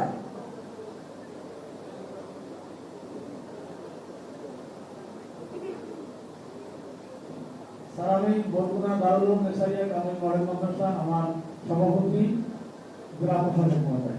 জেলা প্রশাসক মহোদয়, জেলা প্রশাসক মহোদয়ের সাথে কথা বললে জেলা প্রশাসক দেখবেন আপনার যদি 3 লাখ টাকা লাগে আপনার দেখেন 1.5 লাখ টাকার ব্যবস্থা করে দেন, উনি বাকি 1.5 লাখ টাকার ব্যবস্থা করে দেবেন।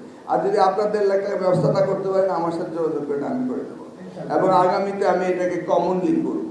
আচ্ছা, কারা কারা জেলা প্রশাসক বা ইউনুস ছাড়া কোনটা আছে, কার আছে? হ্যাঁ, এইবার আপনার মাইকে শুনে আপনি নেন, পাওয়া গেছে বিএনপি সভাপতিরে। এবার দেখি বিএনপি সভাপতি কি করে। এখানে সব বিএনপি নেতারা বসা আছে। কুদ্দুস সাহেব কোনটা সভাপতি না? বিলকিস সাহেব কোনটা সভাপতি না? আছে মহিলা কাজে। চান ভাই কোনটা সভাপতি না? হয়নি। আচ্ছা, কুদ্দুস সাহেব কোনটা সভাপতি?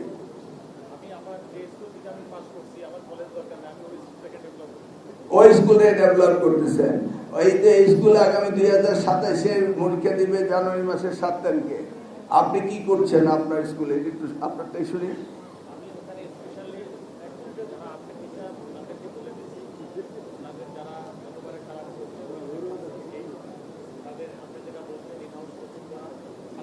আমি যা বলছি তা করে। আমি আমার কোচও কি করি জানেন? ম্যানেজমেন্ট কমিটির সভাপতি বানাই এক্স হেডমাস্টারে, এক্স প্রিন্সিপাল, রিটায়ার্ড প্রিন্সিপাল বা হেডমাস্টারকে বানায়। কারণ উনি জানেন উনার স্কুলের অবস্থাটা কি। আর যিনি নতুন হেডমাস্টার হয়েছেন তিনি তো আগে উনারই সাথে এসে হেডমাস্টার ছিলেন, তো উনি ওনাকে স্যার বলতেন না। তো ওনারা দুজনে মিলে কিভাবে ওই স্কুল ইমপ্রুভ করা যায় সেই চিন্তা করেন। আর লাগে তো মাত্র ইনহাউস কোচিংয়ে কিছু এডিশনাল শিক্ষককে দিলে মাত্র 3 লাখ টাকা লাগে। 3 লাখ টাকার মধ্যে স্কুল কিছু দেয় আর বাকিটা আমরা ব্যবস্থা করে দিই। এই জন্য আপনার বিএনপি সভাপতি কি করবে একটু বলেন তো শুনি। বিএনপি সভাপতি তো হয়েছে। সভাপতি অত্যন্ত ভালো মানুষ। ব্রিটিশ সরকার আমলে উনি 3 বার উপজেলা চেয়ারম্যান ছিলেন। আরো 2 জন আওয়ামী লীগের লোক দাঁড়াবার পরেও উনি বিপুল ভোটের ব্যবধানে উনি উপজেলা চেয়ারম্যান হয়েছেন। অত্যন্ত ভালো মানুষ। সেই হিসেবে আমার প্রতিষ্ঠানে আমাকে সভাপতি বানিয়েছি এবং বিভিন্ন সময় আমাকে পরামর্শ গ্রহণ করি আমি, এবং উনি ওনার পরামর্শ অনুসারে প্রতিষ্ঠানটা চলে। ওনার মতো ভালো মানুষ আমার চোখে ওই অঞ্চলে আমি দেখি না। ওনার পয়সা করি কেমন আছে? পয়সা করি খুব বেশি নাই, এবং উনি জীবনে কাউকে উপজেলার চেয়ারম্যান থাকতে যে 1টি টাকাও তার কাছ থেকে নিয়েছে এইরকম কোনো প্রমাণ না। আমি সেটা বলতেছিলাম ব্যক্তিগতভাবে আপনার এখানে যদি আগামী 6 মাসের কোচিং দেয় 3 লাখ টাকা লাগে, উনি কিছু জোগাড় করে দিতে পারবেন না? হ্যাঁ, উনি নিজে আনতে পারলে ওনার দেখ আছে। এবার বুঝছেন তো, সকলেই পারে, সকলেই পারে। উনি না পারলেও ম্যানেজ করতে পারে, আমি না পারলেও আমি ম্যানেজ করতে পারি। যেই প্রতিষ্ঠান ম্যানেজ করতে পারবেন না তাকে আমি শিক্ষা মন্ত্রণালয় থেকে আমার ব্যক্তিগত একটা অনুদান আছে, সেখান থেকে আমি পাঠিয়ে দেবো। ওকে, আমার একটা নিজস্ব ডিসক্রিপশনারি ফান্ড আছে, এই ফান্ডটা আমি এই জায়গায় বিতরণ করি, অন্য কোথাও বিতরণ করি না। এন্ড অফ দ্য ইয়ার আমি এই ফান্ডটা ডিস্ট্রিবিউশন করি, সেখান থেকে দিয়ে দেবো। তবুও আপনারা সকলে ইন হাউস কোচিং করাবেন, বুঝতে পেরেছেন তো? আমরা কিন্তু আগামীতে 2028 থেকে কারিকুলাম চেঞ্জ করছি, 2027-এ আমরা পরিমার্জন করে দিচ্ছি, এবং আমরা বই কিন্তু নভেম্বরের শেষে অর্থাৎ ডিসেম্বরের মধ্যে আমরা বই ডিস্ট্রিবিউশন করব। আমরা শিক্ষকদেরকে বলছি আপনাদের যে সমস্ত দাবি দেওয়া আছে, এখানে রিটায়ারমেন্টে যাবেন আগামী কয়েকদিনের মধ্যে, 2-1 বছরের মধ্যে কয়জন একটু হাত তোলেন তো দেখি। কত ভাগ্যবান, যদি আওয়ামী লীগ থাকতো মহিলা ফসিল হয়ে যেতেন, অবসরতা কল্যাণ ট্রাস্ট পেতেন না। চিন্তা করছেন কত ভাগ্যবান আপনারা। 2022 থাকতে থেকে আজ অবধি যেই সমস্ত শিক্ষকরা রিটায়ারমেন্টে গিয়েছে তাদের কল্যাণ ট্রাস্ট অবসরতা পায়নি, জানেন তো? 7,000 কোটি টাকা নিয়ে আত্মসাৎ করে পালিয়েছে। আমরা মাননীয় প্রধানমন্ত্রীর কাছ থেকে 2,000 কোটি টাকার বন্ড এনেছি, এবং 200 কোটি টাকা নগদ বরাদ্দ এনেছি। জুলাই মাসের পর থেকে আমরা সারা বাংলাদেশের প্রত্যেকটি শিক্ষককে যে পরিমাণ পারি এই টাকা দিয়ে আমরা যাত্রা শুরু করব, বুঝছেন তো? তারপর পর্যায়ক্রমে আমরা 2 বছরের ভিতরে আপনাদের এই কল্যাণ ট্রাস্ট এবং অবসর ভাতার টাকা সুবিধা আমরা ফেরত দেব, বুঝতে পেরেছেন? আপনাদের আর কি দাবি আছে? আমি শেষ করে দিচ্ছি মিটিং, বলেন দেখি কি?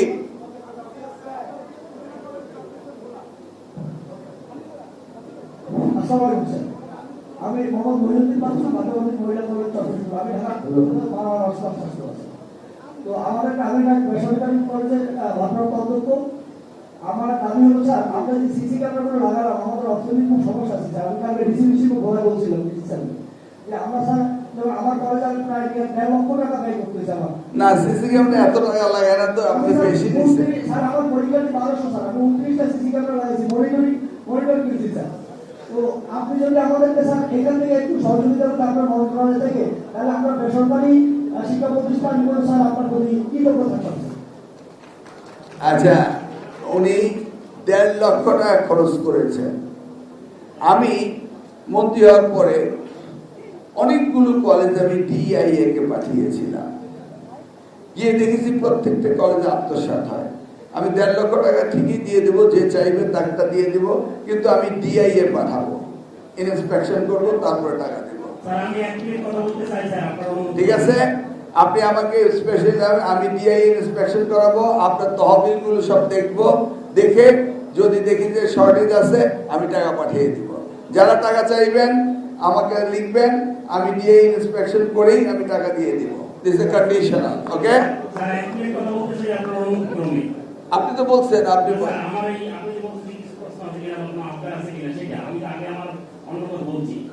স্যার এই যে স্যার মাইক করবেন না স্যার, যেহেতু এটা মত বিনিময় সব আগেই বলেছেন। হ্যাঁ, আপনার মতামত নিচ্ছি তো। মতামত স্যার, এই মে মাসের মাধ্যমিক শিক্ষকদের বেতনের ব্যাপারে আমি কথা বলতে চাই। এটা আমি বলে ফেলছি। 1 মিনিট বলবো স্যার, তারপর মনে রাখা কি আছে, সারা বাংলাদেশের সবাই যার তার পরিবার পরিজন নিয়ে বেতন ভাতা ভোগ করে সংসার পরিচালনা করছেন, কিন্তু মাদ্রাসার শিক্ষকদের মে মাসের বেতন পাই নাই এই জন্য উন্নতিত নয়। কারণ কি হলো যে আমাদের বাচ্চাদের কিছু সম্পত্তি আছে, সেটি হয়তো আর 2 মাস খেতে পারবো, যদি আর 2 মাস বেতন না পাই তাতে হয়তো সমস্যা হবে না। কিন্তু বিষয়টি হচ্ছে এখানে নয়। স্যার বলেছেন 17,000 শিক্ষক নিয়োগ পেয়েছে, যে কারণে হয়তো আর্থিক সংকটে পড়েছে। ইন্ডিয়ান গভর্নমেন্ট এটাকে তারা ফাইন্ড করে না যে কত টাকা লাগবে, কিন্তু শিক্ষক বেশি নিয়োগ করার কারণে বেতন তারা বেশি নিয়ে গেছে, যে কারণে মে মাসের বেতনে শর্ট পড়েছে। কিন্তু আমি বলতে চাই যে স্কুলে কলেজে তারাও তো এভাবে এনপিএসসি মাধ্যমে নিয়োগ পেয়েছে, তারাও তো সত্যিকারের ভাবে বেতন পেয়ে গেল, না না সেখানে ভোকেশনাল বেতন পেয়ে গেল। কিন্তু মাদ্রাসায় বেতন না পাওয়াতে আমরা হতাশায় ভুগছিলাম যে বাংলাদেশে আমরা কেন মাদ্রাসায় চাকরি নিলাম। না না না না না আপনি আমরা অভিভাবকহীন অবস্থায় বেঁচে আছি। আস্তে ভবিষ্যৎ জীবনে আমাদের ফিলিংস না হয় যে আমরা অভিভাবকহীন। না না না আপনি অভিভাবক আছে। আপনাকে ধন্যবাদ। আমি কথা বলার পরও এই কথাটা আপনার এখানে আপনি বলাটা একটু পলিটিক্যাল হয়ে গিয়েছে। আমি স্ট্রেট বলেছি 17,000 শিক্ষক নিয়োগ দিয়েছে, তারপরে 100 কোটি টাকা আমি বরাদ্দ করেছি। অন্য জায়গায় 17,000 শিক্ষক নিয়োগ দেয়নি, যা দিয়েছে তা ওই 2-5 কোটি টাকার ভিতরে আমি ম্যানেজ করতে পেরেছি, এবং ওখান থেকে বরাদ্দের টাকা এনে আপনাদেরকে দিচ্ছি 100 কোটি টাকা। তাহলে আপনাকে বুঝতে হবে যে সব জায়গায় কিছু কিছু শর্টেজটা আমার ম্যানেজেবল ছিল, আপনারটা ছিল 501 কোটি টাকা। আপনার আই এক্সপ্লেইন দিস থিং, আপনি এটা বলতে পারেন না। ক্লিয়ার? আপনার এই বক্তব্যটা আপনি সঠিকভাবে উত্থাপিত হয়নি। You are a teacher, you should know what you should talk, when, why, how। আপনি ভুল করেছেন, এক্সপ্লেইনটা করেছি, তারপর আপনি এটা বলেছেন। আপনি এইভাবে যদি নিজে একটি প্রশ্নের উত্তর পাওয়ার পরে উত্তরটা না বুঝে যদি আবারও কথা বলেন, আমি বলেছি আমার বাবা সরকারি চাকরি করতো, মাস শেষে বেতনটা না পেলে কি হতো, আই এক্সপ্লেইন এভরিথিং। তারপরে আপনি এটা বলা মানে আপনি শিক্ষক হিসাবেও একটি অডিয়েন্সের প্রশ্ন উত্তর বুঝতে পারেননি, আপনাকেও আগে শিখতে হবে। বুঝতে পেরেছেন? 500 crore টাকা আমি বলেছি, 501 কোটি টাকা শর্টেজ পড়েছে। অন্য জায়গায় তা পড়েনি, অন্য জায়গায় ফান্ড এনে এখানে ফান্ড দিয়েছে। যেখানে উত্তর আছে সেখানে উত্তর থাকলে উত্তর দিতে হয় না। কারণ আপনার ক্লাসরুমে যদি এটা আপনি এক্সপ্লেন করতেন, একজন ছাত্র যদি এইভাবে আবার প্রশ্নটা রিপিট করতেন, তারে আপনি 0 মার্ক দিতেন। Clearly understand? আমার শিক্ষকদের আগে শিখতে হবে, তারপরে আমরা শেখাবো। Am I right? Okay, next. Sir আসসালামু আলাইকুম স্যার, আপনাকে দেখে আমি খুশি, সরাসরি আপনাকে প্রশ্ন দেখলাম। আমি সরকারি আব্দুল কলেজের ভারপ্রাপ্ত অধ্যক্ষ। 2018 সালে আমাদের কলেজটা জাতীয়করণ করা হয়। সেখানে আমরা যে বিগত দিনে অবসর কথা যে ইপিসি কল্যাণের অবসর ভাতা যেটা মাননীয় প্রধানমন্ত্রী বেগম খালেদা দিয়েছিলেন, বলেন। সেখানে আমরা যে টাকাটা কাটতে রাখছি, টাকাটা ফেরত দেওয়া হয়নি। এক দ্বিতীয়ত, আমরা যখন 18 সালে সরকারি করা হয় তখন আমার গ্রেড ছিল 7 গ্রেড, কিন্তু আমাকে যখন সরকার নিয়োগ দেয় জাতীয়করণ করার পরে সে 9 গ্রেড দিচ্ছে স্যার। আমি এখন এই কয়েক মাস পর রিটায়ার করবো, এই 9 গ্রেড নিয়েছে। এবার বুঝে দেখুন, একটি গভর্নমেন্ট যখন গভর্নমেন্ট চালায়, সস্তা পপুলারিটির জন্য কথা বলতে নেই। বলা হয়েছে সারা বাংলাদেশে প্রতিটি উপজেলায় একটি করে সরকারি কলেজ করে দিলাম, মনে আছে? এখন দেখেছেন কি সমস্যা? তখন কি রিভিউ করেছিল? এই যে আমাকে কয়েকজন এসে বললো কিছু কিছু কলেজকে সরকারি করতে হবে, কিছু কিছু স্কুলকে সরকারি করতে হবে। কেমন? ঠাকুরগাঁ 2 এর এমপি এসে বললো আমার কলেজটি 121 বছরের পুরানো। শুনবেন মাইনরলি। তো এখন আমি চিন্তা করলাম, যে সমস্ত স্কুল কলেজগুলো 100 বছর পুরানো, they deserve to be a government, নাকি? তা আমি তখন মাননীয় প্রধানমন্ত্রীকে বললাম যে আমার মনে হয় এই বিষয়টি অ্যাড্রেস করা যেতে পারে, যেগুলি 100 বছর পুরনো সেগুলোকে করা হোক। মহাসচিব সাহেব সেখানে ছিলেন, মহাসচিব বললেন ঠিক আছে, আমি বিষয়টা উত্থাপন করছি। উনি ক্যাবিনেট মিটিং উত্থাপন করলেন মহাসচিব, আমি আলোচনা করলাম আগে ওনার সাথে, উনি উত্থাপন করলেন। তার মাননীয় প্রধানমন্ত্রী তিনি আমাকে বললেন ঠিক আছে, আপনি আগে এগুলি সব রিপোর্ট নেন, দেখুন এগুলি কোথায় কি সমস্যা আছে, কোনটা কি কি কারণে করা যায়, করলে কি সুবিধা আছে কি অসুবিধা আছে, এগুলি পর্যালোচনা করে আমাকে রিপোর্ট দিন, তারপরে আমরা করব। Clear? This is call administration. বললেই হয়ে গেল না। এখন একজন 7 গ্রেডের বেতন পেতেন, এখন তিনি 9 গ্রেডে গেলেন, এটা কি হয়? এখন উনি বলবেন যে you adjust it. How do I adjust? কারণ বেসরকারিতে সরকারি হলে যেই নীতিতে আছে সেই নীতিতে হবে, এবং উনি বেসরকারিতে সরকারি আত্মীকরণ হওয়ার জন্য উনি নিজেও চেয়েছেন। ক্লিয়ার? এবার দেখেন সারা বাংলাদেশে ইনক্লুডিং মাই কচুয়া একই সমস্যা। একজন বিসিএস শিক্ষাকে যখন আমি বলি কচুয়া কলেজ যান, সে বলে মা পচাই দোয়াও চাই, কারণ ওখানে গিয়ে হবে না। আমি প্রথম পাঠালাম ডিআইএ টিম, ওই যে বললাম না ডিআইএ টিম পাঠাবো, আপনার কচুয়া কলেজ, খলিল সাহেবের বাড়ি কচুয়া, তাই ওনার দিয়ে তাকিয়ে বলছে ওনার কচুয়া কলেজে পাঠালাম। কচুয়া কলেজে গিয়ে দেখে যে সেইখানে যারা ক্লার্ক আছে তারা এখানে একটা রাজত্ব তৈরি করে রেখেছে। সরকার যে ফি নাই সেই ফি নিচ্ছে, ভর্তি ফি, অ্যাডমিশন ফি, বিরাট টাকা নিচ্ছে। কেউ কথা বললে মাস্তানি শুরু করে, বুঝতে পারছেন তো? এখন আর তো চলবে না। তাহলে কি করতে হবে? যেই ক্লার্করা এই দুরবস্থা করেছে তাদেরকে আমার ট্রান্সফার করতে হবে। নাও আমি এখন নীতিমালা তৈরি করছি যে আমি তাদেরকে ট্রান্সফার করব। এই যে বোর্ডগুলি নিজেদেরকে মনে করে নিজস্ব স্টেট, বোর্ড চালায় কারা? ছাত্ররা বেতন দেয়, আর বোর্ড মনে করে এটা আমার টাকা, আমি যেমনি এমনি খরচ করব। আর বোর্ডের ইউনিয়ন অন্যান্য নেতারা, বোর্ডের চেয়ারম্যান অন্যকে জিম্মি করে ফেলে না? বাংলাদেশে আর কোনো জিম্মি চলবে না। প্রয়োজনে বোর্ডকে আমরা এক বোর্ড থেকে আন্তঃবোর্ড ট্রান্সফারের ব্যবস্থা করব। যদি শিক্ষকরা হতে পারে, সরকারি কর্মকর্তা বোর্ড হতে পারবে না কেন? Why not? You see now? আমাদের দেশকে সুষ্ঠুভাবে চালাতে হবে। এই যে আপনার বিষয়টা দেখলেন তো, হাজারো প্রবলেম তারা তৈরি করে গিয়েছে। এই সমস্ত প্রবলেম সমাধান করতে হবে। ইনস্টিটিউশনের মতো চলতে হবে। আমরা যখন সরকার হই তখন আমরা অ্যাডমিনিস্ট্রেটিভ অফিসার হই, তখন আমরা পলিটিশিয়ান না। আই ক্যানট বিহেভ পলিটিক্যালি হয় না, আমি অ্যাডমিনিস্ট্রেশন অফিসার। আমি ওখানে আসছি স্লোগান দিচ্ছি, আমি রাজনীতি করতে আসি, আমি শিক্ষকদের সাথে আসছি, স্লোগান নয়। ইউ সি নাও কি হয়েছে,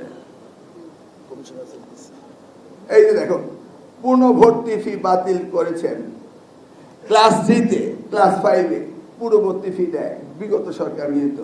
এবার আমরা বলছি নো, এই যে ডাবল ট্রিপল ভর্তি ফি নেয়, এটা কোন ধরনের অরাজকতা?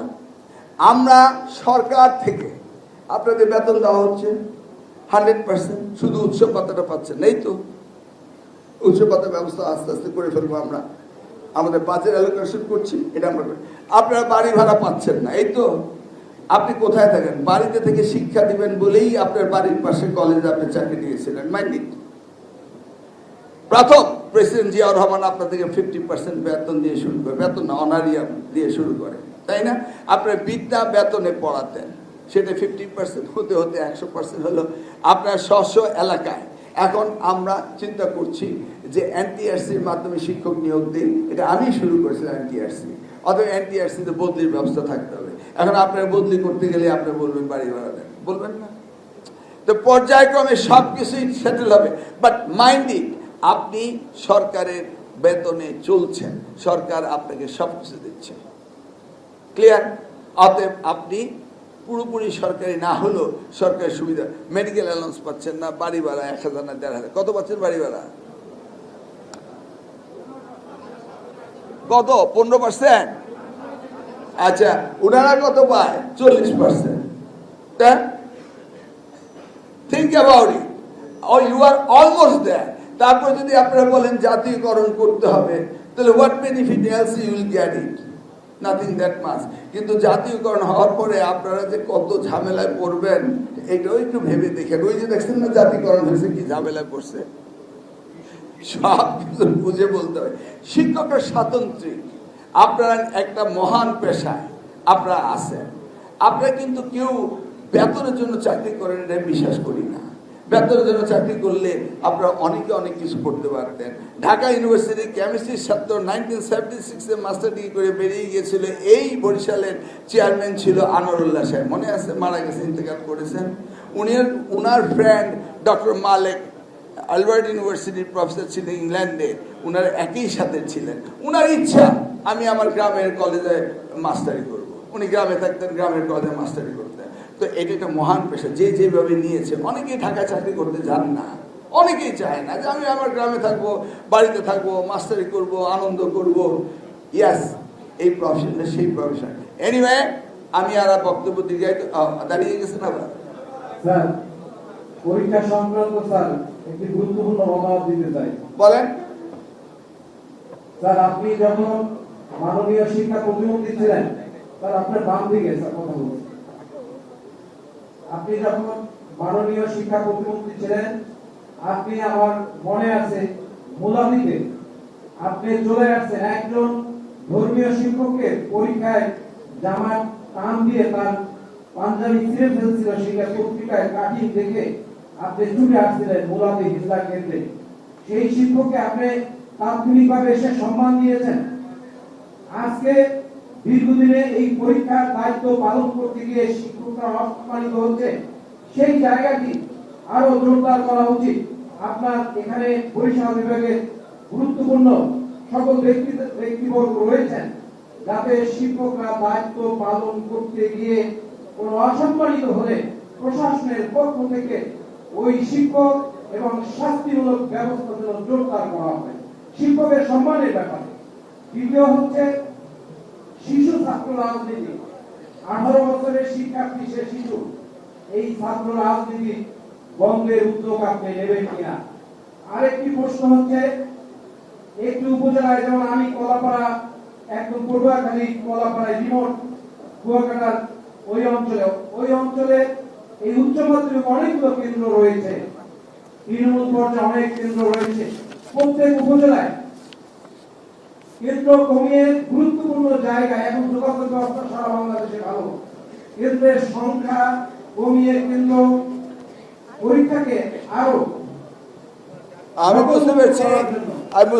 এক নম্বর হলো আপনার শিক্ষকদের সম্মান দেওয়া। 2001 থেকে 2006 পর্যন্ত যে সমস্ত শিক্ষকদের হয়রানির শিকার হয়েছিলেন তাদেরকে মাননীয় প্রধানমন্ত্রীর কাছে নিয়ে সার্টিফিকেট দিয়েছিলাম।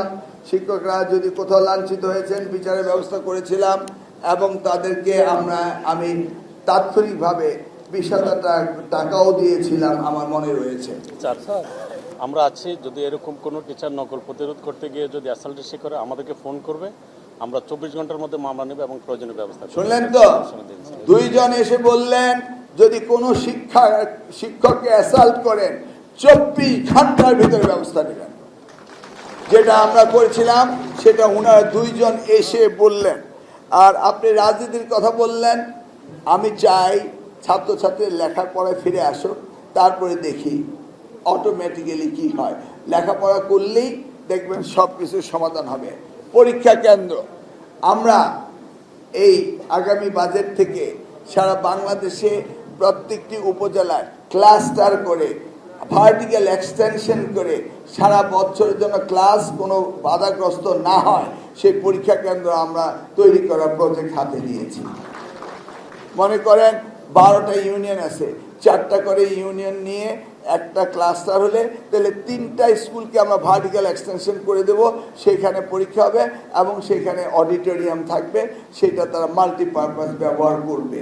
আমরা প্রথমে প্ল্যান করেছিলাম সেন্ট্রালি করব, সেন্ট্রালি করলে দূর দূরান্ত থেকে আসতে হয়, তাহলে আমরা ক্লাস্টার করে নেব। প্রথমে আমরা 4টা করে নেব, পরে আমরা 2টা করে নেব। আস্তে আস্তে আমাদের সামর্থ্য অনুযায়ী ক্রমান্বয়ে আমরা এই সমস্যার সমাধান করব। That is our project. Next, primary পূর্ববর্তী শিক্ষার্থীদেরকে তাদেরকে মিড ডে মিল, উপবৃত্তি, পোশাক, ব্যাগ দেওয়া পোশাক ইবতেদায়ীতে দেওয়া হয় না। ওকে, বুঝতে পেরেছি। শুনেন, ইবতেদায়ী মাদ্রাসার বই প্রথম বেগম খালেদা জিয়ার সময়ে, আমি তখন প্রতিমন্ত্রী ছিলাম, দেওয়া হয়েছে। ইবতেদায়ী মাদ্রাসাগুলোকে আবারও এগুলি একটা ডিসিপ্লিনে আনতে হবে। বিগত সরকারের সময় আগে ছিল 36 শতক জায়গার মধ্যে একটা ইবতেদায়ী মাদ্রাসা হতে হয় এবং মাদ্রাসার শিক্ষক নিয়োগের একটা পদ্ধতি ছিল। এখন এগুলিকে কোনো রকম শৃঙ্খলার ভিতরে নেই, এই জন্য আমরা কমিটি করেছি। ইবতেদায়ী মাদ্রাসাগুলি শৃঙ্খলে আনতে হবে এবং রেগুলেশন অনুযায়ী হতে হবে এবং টিচার অ্যাপয়েন্টমেন্ট কারেক্টলি হতে হবে। এনটিআরসি থেকে টিচার নিয়োগ হবে এবং সকলেই এমপিও পাবে, বাট ডিসিপ্লিনে মতো হতে হবে। এইভাবে অযাচিতভাবে প্রতিষ্ঠান বাড়ানো যাবে না, যেটা অনেকটা হয়েছে। We are collecting the report. আমি বুঝেছি আপনার কথা, উই আর অ্যাড্রেসিং দ্যাট। আমি কামাল বলছিলাম এবং মহিলা কলেজ বাংলা বলগুনা থেকে। আমি তো বললাম ইবতেদায়ী মাদ্রাসাগুলোকে কোনো রকম ডিরেগুলেশন নেই, এগুলিকে কন্ট্রোলে আনতে হবে। আপনি একটা স্টেট চালাতে হলে আপনার রুলস রেগুলেশন থাকতে হবে। Am I clear? যাচ্ছে তাই কি করা যায়? এই যে এখন হাজার হাজার ইবতেদায়ী মাদ্রাসা একটা আইএমও নাম্বার দিয়ে দিচ্ছে ব্যান্ডেজ থেকে, এটা নিয়ে আমি মাদ্রাসার শিক্ষক, তারা সবাই আন্দোলন করছে। এগুলিকে সব কিছুকে সঠিকভাবে নীতিমালা করে এগুলিকে নিয়ন্ত্রণে আনতে হবে এবং সেইভাবে সুযোগ সুবিধা দিতে হবে। আপনি যেটা বলেছেন বই দেওয়া, আপনি বলেছেন মিড ডে মিল দেওয়া, ড্রেস দেওয়া, এইভাবে যেইভাবে এখন নন রেজিস্টার্ড এই মাদ্রাসাতে এ তো পরিসংখ্যানই নাই, এর তো কোনো ডেটা ব্যাংকই নাই যে আমরা দিয়ে দিব। এগুলিকে আমরা কাজ হাতে নিয়েছি। নেক্সট,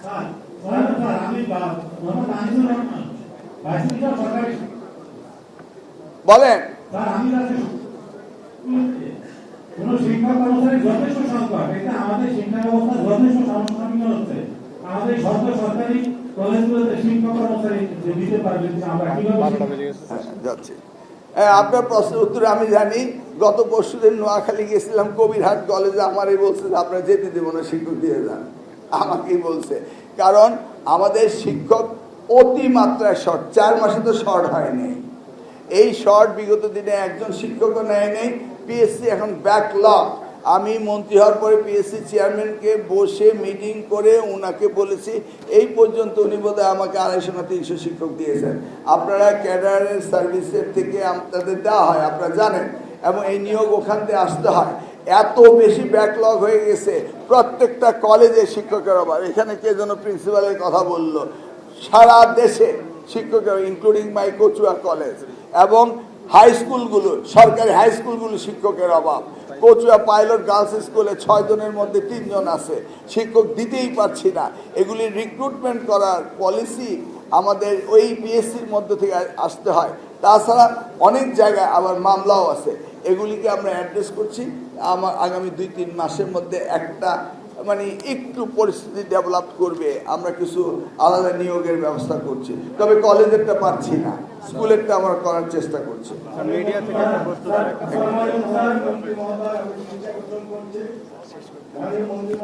আমার একটি প্রশ্ন, এখানে আমাদের ছোট ছোট শিক্ষকরা রয়েছেন।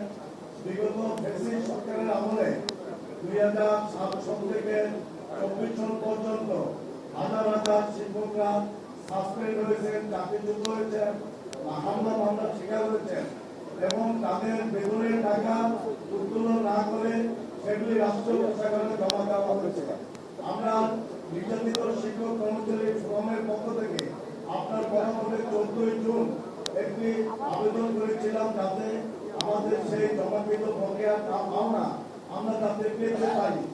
এই একটা বিষয়, আরো দুইটা বিষয় বলবো প্রধানমন্ত্রী মহোদয়। আর একটা বিষয় হলো আমাদের উচ্চ মাধ্যমিক শ্রেণীতে ভর্তির ক্ষেত্রে আমাদের বেসরকারি কলেজগুলো আস্তে আস্তে ছাত্র শূন্য হয়ে পড়ছে। এটি আমাদের বোর্ডের, আমাদের কর্তৃপক্ষের আমরা দৃষ্টি আকর্ষণ করেছি। তারপর আমরা দেখেছি আমাদের বোর্ড সরকারি কলেজগুলোতে 450 অধিক দ্বিগুণ, আরো দ্বিগুণ ছাত্রছাত্রী ভর্তি করে, অথচ বেসরকারি শিক্ষা প্রতিষ্ঠানে ছাত্রছাত্রী পায় না। এক্ষেত্রে আমরা বলছি প্রজন্মে সরকার সিদ্ধান্ত নেই যে বেসরকারি শিক্ষা প্রতিষ্ঠান দরকার নেই। তো এই একটা প্রশ্ন। আর একটা প্রশ্ন হলো যে আমাদের বোর্ডের স্বীকৃতি ব্যবহারের জন্য আগে ছিল 5,000 টাকা, আমরা জানতে পেরেছি এখন এটা 15,000 টাকা করেছে। এটি কি সমাধান করবে? আজকে বোর্ডের চেয়ারম্যান মহোদয় এখানে উপস্থিত আছেন। ধন্যবাদ। শুনেন, লাস্টেতে শুরু করি। আপাতত স্বীকৃতি বোর্ডকে নির্দেশ দেওয়া হয়েছে বন্ধ। এখন 5,000 না 50,000 টাকা এটা বিষয় না, কারণ বোর্ডগুলি আনজাস্টিফাইড অনেক দিয়েছে এবং যেগুলি দিচ্ছে এগুলি ভেরিফিকেশন হবে। বোর্ড চাইলেই সব দিয়ে দিবে, বোর্ডকে দায়িত্ব দেওয়া হয়েছে কিন্তু বোর্ড প্রপারলি দায়িত্ব হ্যান্ডেল করে নেই। I have that report also, যেখানে স্বীকৃতি দেওয়ার কথা না সেখানে দিয়ে দিয়েছে। অতএব আমি সেগুলি মনিটরিং করছি। আপনি বলছেন সরকারি কলেজের চেয়ে বেশি স্টুডেন্ট ভর্তি হচ্ছে, বেসরকারিগুলো বন্ধ হয়ে যাচ্ছে। আমি দেখছি বেসরকারিগুলো বেশি চলছে, সরকারিগুলো কম যাচ্ছে। It depends on how you teach in the classroom. Dhaka শহরে বেসরকারি স্কুলগুলো, কলেজগুলোতে ভর্তির হার বেড়ে যাচ্ছে, তার মানে আপনার টিচিং কোয়ালিটিটা ভালো না। এটা হচ্ছে আপনার ডিমান্ডের ব্যাপার। আপনি আপনার প্রতিষ্ঠানকে সুন্দর করেন, দেখবেন ওখানে বন্যার স্রোতের মতো সকলে যাচ্ছে। এখন আসেন, আপনি বলছেন যে এটা যদি বন্ধ হয়ে যায়, না, শিক্ষকদের চাকরি কখনো যাবে না। যদি কোনো কারণে শিক্ষক স্বল্পতার কারণে যদি কোনো কলেজে আপনার ছাত্র শিক্ষক অনুপাত না থাকে, আমি সেই শিক্ষককে অন্য জায়গায় ট্রান্সফার করতে পারবো। শিক্ষকদের চাকরি যাবে না। আর আরেকটা কি বললেন আপনি? বকেয়া বেতন। বকেয়া বেতন সম্পর্কে আমাদের যে সরকারি নিয়ম অনুযায়ী বকেয়া বেতনগুলো 1 বছর পরে চলে গেলে এগুলি রিফান্ড চলে যায়। সেই বিষয়ে আমরা একটা কমিটি করেছি এগুলি রিভিউ করার জন্য, এবং অনেকেই আবার এগুলি সুযোগ নিতে যাচ্ছেন। তা আপনাকে বলি, আমাদের একজন এমপি আছে, ওর নাম হলো দাবি ভুইয়া, বুঝছেন তো? দাবি ভুইয়া রেগুলার আমার এগুলি জানায়। অর্থাৎ আমি এই ব্যাপারে ওস্তাদ হয়ে গেছি দাবি ভুইয়ার কথা শুনতে শুনতে। এবং সংসদে যেইভাবে দাবি ভুইয়া কথা বলে, মনে হয় উনি যেন 70 অনুচ্ছেদ উনি একাই পালন করতেছেন, কি তাই না? 70 অনুচ্ছেদ যদি কেউ পালন করে, দাবি ভুইয়াই পালন করছে। চিনছেন তো দাবি ভুইয়ারে? সেলিম ভুইয়া। অতএব আমি এগুলি নিয়ে খুব বেশি অবগত আছি, এবং উনি আমারই জেলার অর্গানাইজিং সেক্রেটারি এবং উনি আমার খুব কাছের লোক। উনি প্রতিনিয়ত এইগুলি মাসির মতো ভোগ করছে। ইনশাল্লাহ এগুলি আমরা চেষ্টা করছি। আমি আর বক্তব্য দিচ্ছি না, তার আমি শেষ করে দিই আপনাদের। আর না আমার যেতে হবে, আর কোনো দরকার নেই, সব বিষয়ে অ্যাড্রেস করেছি। আমি নিচ্ছি আপনাদের, ইনশাল্লাহ আপনারা শিক্ষক, আগামী দিনের দেশ গড়বেন আপনারা। আপনাদেরকে নিয়ে আমাদের এই শিক্ষা মন্ত্রণালয়ে চলতে হবে। You are the stakeholder of our ministry. আপনারা দয়া করে কাজ করেন। আমি কথা দিচ্ছি আপনাদের প্রত্যেকটি সুযোগ সুবিধা আমি অ্যাড্রেস করব, এবং এটা আপনাদের পক্ষেই করব, অন্য কারোর পক্ষে নয়। কারণ আমাদের দেশের প্রধানমন্ত্রী তিনি শিক্ষাকেই সবচেয়ে বেশি গুরুত্ব দেন। ধন্যবাদ আপনাদের। এইচএসসি পরীক্ষা নিয়ে আপনার পরিকল্পনা কি, যেটা আমরা মিডিয়ায় দিতে পারি? এইচএসসি পরিকল্পনা যে বিষয় নিয়ে আজকে মত বিনিময়, এটি নিয়ে আপনার পরিকল্পনা? পরিকল্পনা নকল মুক্ত হবে এবং এই পরীক্ষা নিয়ে আপনাদের সুষ্ঠু হওয়ার জন্য আপনাদের সরকার থেকে কি না, নকল এখন আর হয় না। আমরা নকল এখন আর হচ্ছে না।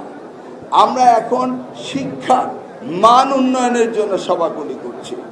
আমরা শিক্ষকদের কি কি সুবিধা অসুবিধা আছে, কি কারণে আমাদের শিক্ষার মান উন্নয়ন বাধাগ্রস্ত হচ্ছে, দেশব্যাপী আমি সকল শিক্ষকের সাথে এবং স্টেক হোল্ডার সকলের সাথে আলোচনা করে শিক্ষায় কি কি সংস্কার অতীব জরুরি সেগুলিকে আইডেন্টিফাই করছি, মূলত নকল নয়। বাট পরীক্ষা, এই পরীক্ষার ইস্যুটাকে সামনে নিয়ে আমি সারা দেশ ভ্রমণ করছি এবং আমি জানার চেষ্টা করছি কি কি পরিবর্তন, কি কি সংস্কার আমাদের করার প্রয়োজন। ইনশাল্লাহ নকল হবে না, নকল অনেক আগে চলে গিয়েছে। আমরা এখন শিক্ষার মান উন্নয়ন চাই, মানসম্মত শিক্ষা চাই। আমরা চাই বিশ্বায়নের যুগে আমাদের শিক্ষা ব্যবস্থা যেন পৃথিবীময় যে শিক্ষা ব্যবস্থা হয়েছে সেই প্রতিযোগিতায় যেন আমরা টিকে থাকতে পারি, সেই ব্যবস্থা আমরা করতে চাচ্ছি। আপনাদের সহযোগিতা কাম্য করি। আপনারা যারা মিডিয়া রয়েছেন, আমাদের যে ত্রুটিগুলো রয়েছে সেটি যেমনিভাবে তুলে ধরবেন। আমাদের ভালো কাজগুলি শিক্ষকরা যা করেন তার প্রশংসা করবেন।